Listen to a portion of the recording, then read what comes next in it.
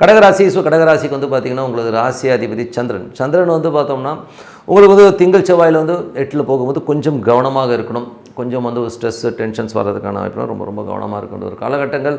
மற்றபடி 2ஆம் அதிபதியான சூரியன் வந்து 10ல் இருக்கும்போது என்ன மாதிரி விஷயங்களும் நிறைய வளர்ச்சி, தொழில் ரீதியான விஷயங்கள் பெரிய சாதனை புரியறதுக்கான வாய்ப்பு, நல்ல ஒரு வருமானங்கள் வரதுக்கான வாய்ப்பு ரொம்ப நல்லா இருக்குது.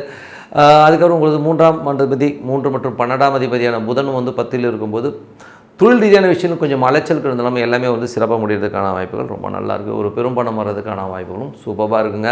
புதிய அக்ரிமெண்ட், புதிய டாக்குமெண்டேஷன் சம்மந்தமான விஷயம் சிறப்பாக இருக்கும். 4 11ஆம் அதிபதியான சுக்கிரன் ஆட்சி பலத்தோடு இருக்கும்போது சொத்துக்கள் வாங்குறது, புதிய ஒரு நிலபுலன்கள் வாங்குறதுக்கான வாய்ப்புகள் எல்லாமே ரொம்ப நல்லா இருக்குங்க. ஸோ அதெல்லாமே அற்புதம். புதிய வண்டி வாகனங்கள் கண்டிப்பாக வாங்குவீங்க.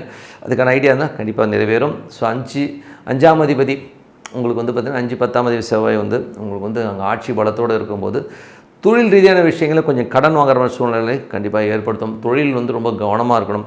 ஆன்மீகம் சம்மந்தமான விஷயங்கள் கலைஞர்கள்லாம் வந்து பெரிய வாய்ப்பு, நிறைய ஒரு வருமானங்கள் வரதுக்கான வாய்ப்புகள் இருக்கும். அதே நேரத்தில் வந்து பார்த்திங்கன்னா தொழிலில் வந்து இன்வெஸ்ட்மெண்ட் பண்ணும்போது ரொம்ப கவனமாக இருக்கணும். கொஞ்சம் அகலக்கால் வைக்கிற மாதிரி சூழ்நிலை இருந்தால் கொஞ்சம் கவனமாக பார்த்துக்கோங்க. அதுக்கப்புறம் பார்க்கும்போது உங்களது 6ஆம் அதிபதி 6 மற்றும் 9ஆம் அதிபதியான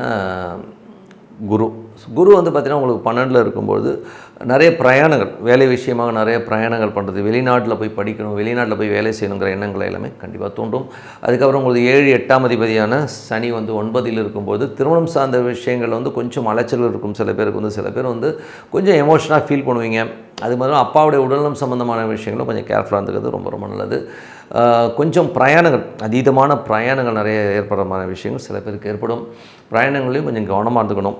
அதில் 9ஆம் அதிபதி 12ல் இருக்கும்போது அதுவும் வந்து வேலை விஷயங்கள் வந்து கொஞ்சம் அலைச்சல்கள் ஜாஸ்தி இருக்கும். தந்தையோட உடல்நலம் சம்மந்தமான விஷயங்களை கொஞ்சம் கேர்ஃபுல்லாக எடுத்துக்கோங்க. அதுக்கப்புறம் பார்க்கும்போது உங்களுக்கு 10ஆம் அதிபதியான செவ்வாய் ஆட்சி பலத்தோடு இருக்கும்போது அவர் 5ஆம் அதிபதியாக கொஞ்சம் கேர்ஃபுல்லாக இருக்கணும். தொழிலில் வந்து இன்வெஸ்ட்மெண்ட் பண்ணும்போது ரொம்ப கவனமாக இருக்கணும். அதே நேரத்தில் மாமியார் வீட்டுக்கெலாம் போய் சாப்பிட போகிறீங்கன்னா அதெல்லாம் கொஞ்சம் பார்த்துருந்துக்கோங்க. வாக்குவாதங்கள் ஏதாவது பிரச்சனை வர்றதுக்கான வாய்ப்புகள் நிறைய இருக்குது. 11ஆம் அதிபதியான சுக்கிரன் ஆட்சி பலத்தோடு இருக்கும்போது நிலபுலன்கள், சொத்து சுகங்கள் வாங்குறதுக்கான வாய்ப்பு எல்லாமே ரொம்ப அற்புதமாக இருக்குங்க. 12ஆம் அதிபதியான புதன் உங்களுக்கு வந்து பார்த்திங்கன்னா 10ல் இருக்கும்போது நல்ல வளர்ச்சி, நல்ல ஏற்றங்கள் வர்றதுக்கான வாய்ப்புகளை கண்டிப்பாக கொடுத்துருங்க. 12ல் வந்து கொஞ்சம் அலைச்சல் இருந்தாலும் நல்ல வருமானங்களை கண்டிப்பாக கொடுத்துருங்க.